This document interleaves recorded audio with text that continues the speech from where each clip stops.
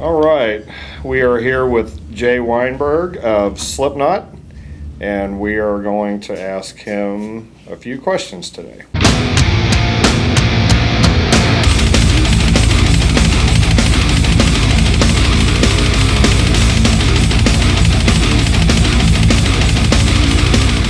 So, Jay, give us a quick history of your playing. How old were you when you started, and do you do any other instruments?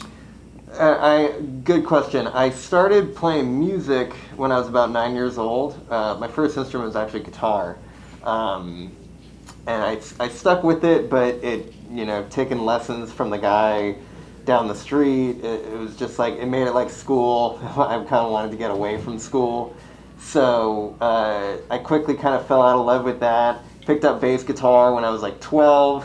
Same deal. So then when I was 14.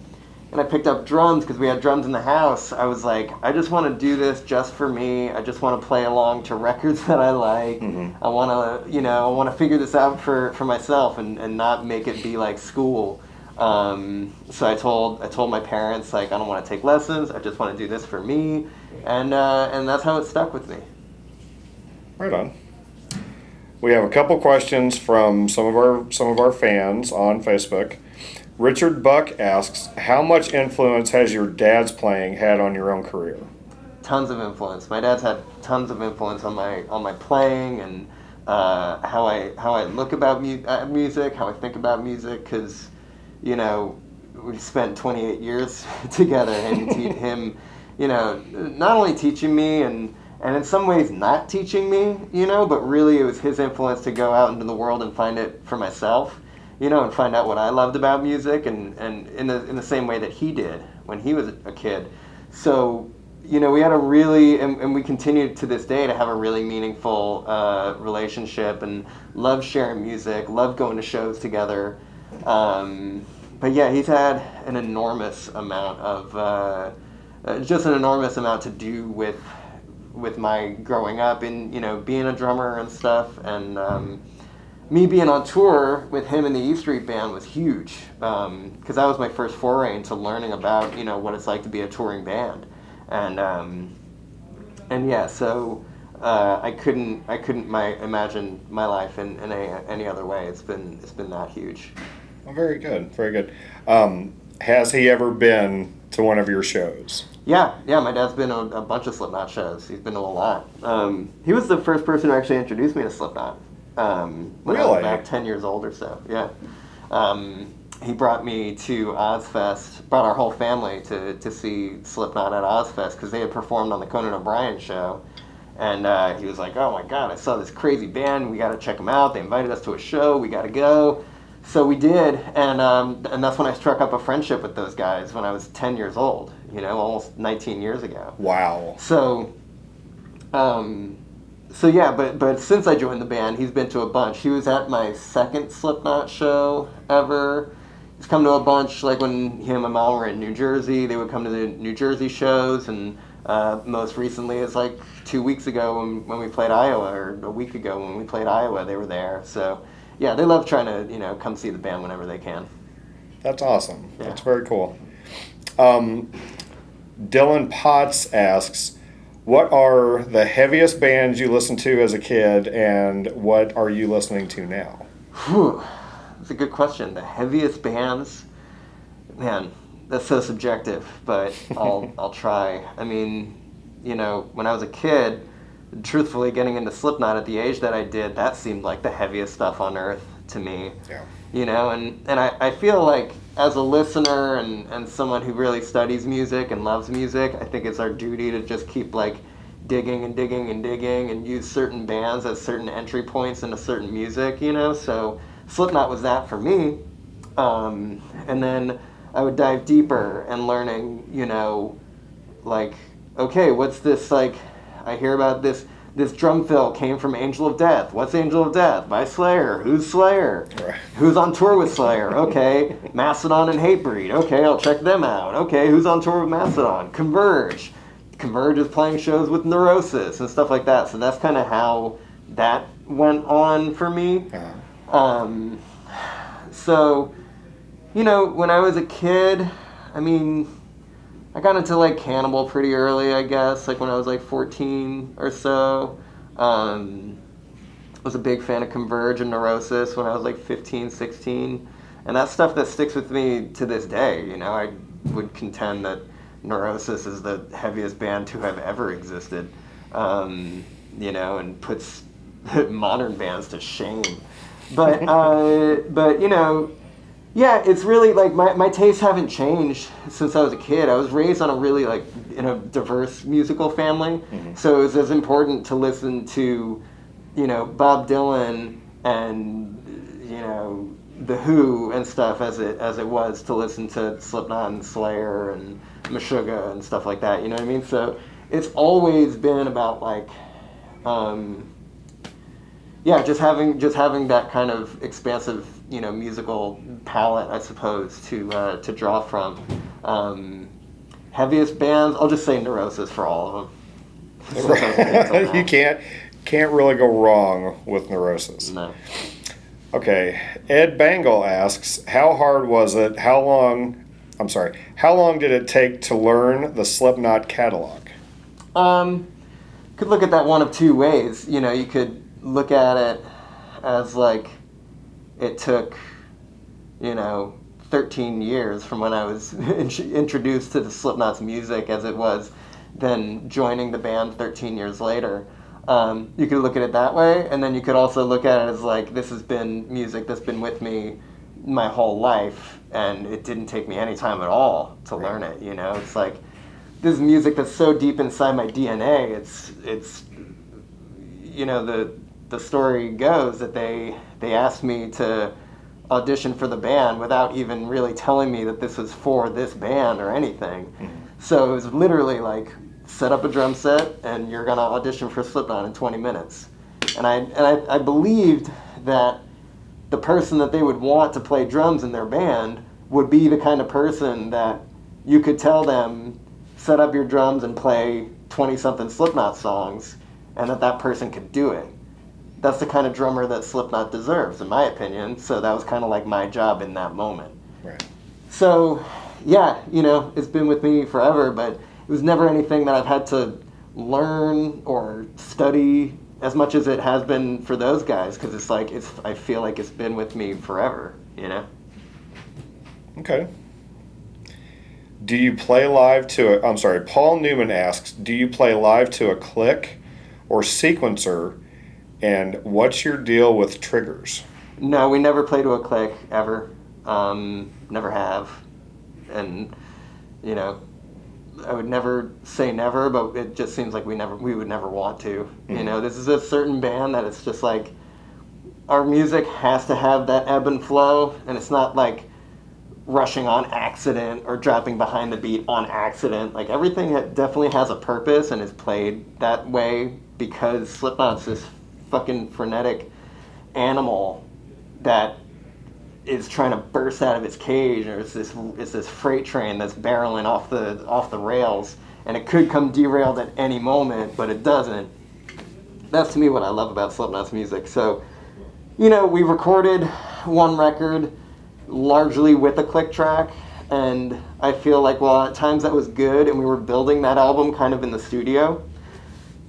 This new album, We Are Not Your Kind, was the complete opposite of that. Because we don't play to a click live, so it's like, why would we in the studio? You know, we should try to capture what we do in the studio and have that be our record. So that's what we did. And I feel like it shows. I feel like it reflects the energy between myself and the guitar players and our extra percussionists, our vocalists. You know, that's all working together. And no, we don't have any, like, backing tracks or anything like that. Like, we have 9 guys in the band. we have plenty of people to play the instruments. So sure. No, but with triggers, I've always been very hesitant to use triggers, just because I want everything to sound very organic. I want it to come across as live, real drums, and that's been always really important to me. Our new front of house engineer, though, he and I got to powwowing about how we can do that and we can accomplish that, but also have the same consistency from like venue to venue, because sometimes we're playing indoors, sometimes we're playing outdoors, where the sonic space that you're trying to do stuff in is completely different. So we decided to do like a blend of my natural drums and a triggered sound of that actual drum. And it's just easier for our front of house engineer to balance all that kind of stuff. So what you're hearing is largely, the acoustic drums, but we have some triggers on the kicks now. And I've found myself really hesitant to use those, but on this tour that we just started using them, they feel comfortable for sure. Well, cool. That's very cool. Jesse Kosalka, I'm so sorry if I mispronounced that, asks, what pedals are you currently using and how do you set them? DW9000 pedals. I've used those since I remember playing drums. I've used DW9000s. I think since I was like 14 or 15. They're just like what my foot wants. I've tried other pedals and I just don't like the direct drive. I don't like any of that stuff. I like the weightiness of the DW9000. I just like the balance that it has. Okay. As far as settings, like truthfully, I'm not a guy who will like measure the tenths of a millimeter of my tension and stuff. Usually it's just kind of all by feel, and I almost feel like each pedal individually has like a different character, and sometimes I'll want it really tight and other times I want it like really, really loose. If we're in the studio, I'll play around with some different stuff. If it's like too reactionary and we're doing a song like A Liar's Funeral that's just a straight up like dirge, I might want it looser, so I kind of just dig in a little bit more. Other times when we're doing songs that are totally flying, I want my tension a little higher. It's always different, I like keeping things kind of spontaneous and in the moment, so it will always change, but I'm not very finicky with it. As long as it feels good, I'm kind of good. Right on. Andrew Baird asks, constant touring and being a full-time musician can be taxing. How are you holding up, and are you going to do Slipknot as a long-term endeavor? I feel good. Touring is hard, but it's hard like anything's hard. Anything that you commit yourself to entirely 100% every night of every week of every month of the year, that becomes difficult. But at the same time, we're really fortunate to have the opportunity that this band has grown to a certain size that's completely larger than itself, and I'm blessed to have the opportunity to play with this band. So it's something I don't take for granted. It's something that I commit myself to every night. And as far as the toll it takes, that happens. But it's like, I feel good. I think the music keeps us all very. It gets us day to day. The only reason we're here is for the music and for the fans. Yeah, sure. And for us. Like this is where we get to tap into what we love to do the most, and we love sharing it with the people who've been so passionate about this band for 20 years. So, all that coming together makes it easy to get from day to day. As difficult as every day is, that makes it really easy. And yeah, I want to do Slipknot as long as I possibly can. I mean, it's, these are the best musicians in the world. I've had the best time, creating with the guys. Now having done 2 records together, I can't wait to see what the future holds. So of course, I really want to push this into the future for sure. Very cool. Now, speaking of the new record, how did you go about writing your parts, and how long to track your parts? Good question. Because the periods that we did this album in, it was very kind of defined like that. With the Gray Chapter, our last record, it was very much like, all right, you're in the band. Now we have to write this album and record it and get on tour. And so it was so chaotic, and I love that record. But I listen back and I can kind of hear where in some instances I did maybe the safe, reliable, good thing that I knew was going to be good, but it wasn't like a risk for me to do it. And I wanted to break out of that kind of philosophy and be like, I want to take fucking risks on this album. Things that are going to push myself as a player, Sure. That's going to push, our music in a new direction, push our listeners in a different direction. So that was really what I wanted to do on this record, and we had the time, we had the luxury of time, which we didn't have on the last album. You know, we had 3 years to construct this record. So over those 3 years, it was a lot of Clown, Jim, and myself just locking ourselves in the studio for like 3 to 4 weeks at a time.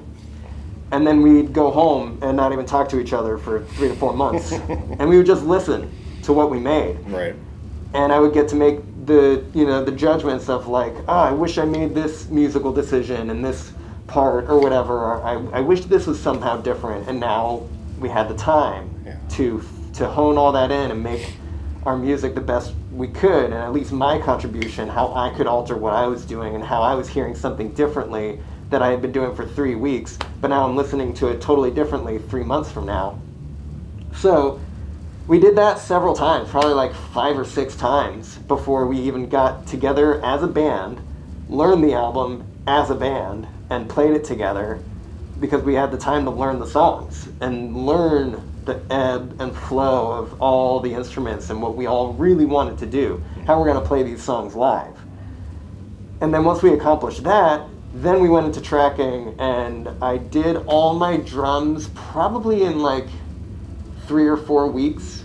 We usually do like 1 song a day or 1 song every 2, like take 2 days to maybe do 1 song, something like that. We're very finicky, especially working with Greg Fiddleman.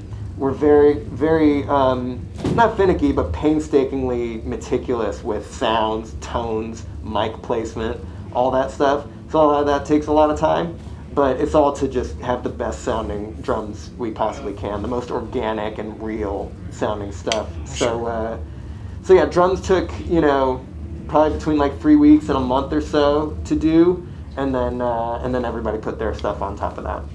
Cool. What has been your most reliable piece of gear since joining Slipknot? That's a great question. My most reliable piece of gear, I'd say, is probably my snare drum that SJC has made. It's a complete beast. It's a 48-ply maple shell with 2 vents to make it just even more crazy loud. That's been a staple of my kit. I've changed things over the years. I use really shallow kick drums now too. They're like 14 inches shallow as opposed to my usual like 20 inches deep. It's another 14 inches deep. So I change some stuff. I'll change my cymbals every now and then. Like every tour I'll put up like a different cymbal setup or something. But my snare has been with me for quite a bit, and it's a staple part of my sound, for sure. Right on. A personal question of mine, I know that I've seen footage of some songs from the set. Whenever you all go along or go about choosing which songs to play on the tour, songs like Get This, that was never an album release. That was like a B-side thing, just how do you go about choosing which songs to play from over the last 20 years? Well, I think it has to do with really putting together a collection of songs that really feels right together, that flows well together, and something that's a mix of all eras of this band, from going as far back as, kind of like grindcore songs almost at some points, like Get This, through to, melodic ballads like Vermilion and stuff, and then we have newer songs that we're really excited to tap into, so we're introducing more of those to the set. And stuff that's fun for us to play. Like we, first and foremost, the band has to be connected to the music that is playing. Because we wouldn't be churning out just playing songs that we don't want to play. Right. It's really, I find it important to reflect every era that this band kind of has had until this point. So I feel like our current set list really does that. It's pretty even across the 6 albums, and getting into some weirder stuff, like we put out a single last year, so we're playing that. We're playing a B-side like Get This and stuff, and as we progress into the tour, I'm sure stuff will, we'll want to do different things, and that's the beauty of this band, is like we can all just call out any song and we all know it, and we can just play it. So that's been pretty fantastic. But this set list, we've all talked to each other about it. It's like the set list just feels really good right now. Like we really love the flow of it, how it starts, the middle, how it ends. It all feels right. So we're really happy with what we're doing right now. Cool. And one last question. Do you have any advice for up-and-coming drummers looking to make a living behind the kit? Any advice for somebody looking to make a living behind the kit? It's hard, Number one, I mean, my advice to any musician is like, don't get involved in this if your only concern is just to make a living off your music. Do it because you love playing music, and you love playing music with the people that you're doing it with, and you love hitting the pavement with these people because you want to push this music as far as possible. Like, that's what's most important. Things go, trends happen, people, there's no one way to carve your own path in music, but really that's just the most important thing, is do your own thing, become your own voice, team up with like-minded people. I've been very fortunate to have played with a lot of amazing musicians, and with Slipknot, it's the highest caliber of that, and the fact that I've found a new family with Slipknot is amazing. But that's a part of everybody's journey, is just finding like-minded people that are driven to create, and just tap into that. You find people find you. That's just kind of the way of the world. So I think as long as you find stuff that makes you happy, stuff that makes you feel fulfilled, playing music makes me feel fulfilled, and that's why I do it. Whether we're playing in front of 50,000, 500,000 people, or 5 people, it's all the same to me, because I love playing music. I love playing music with the people that I play music with, and that's really the bottom line. So as long as you can find that for yourself, that's success. Awesome. Well, Jay, thank you very much for taking time out of your day to meet up with us and answer some questions. Oh, thank you. And we'll see you guys. Thanks, Jay. Yeah, thank you.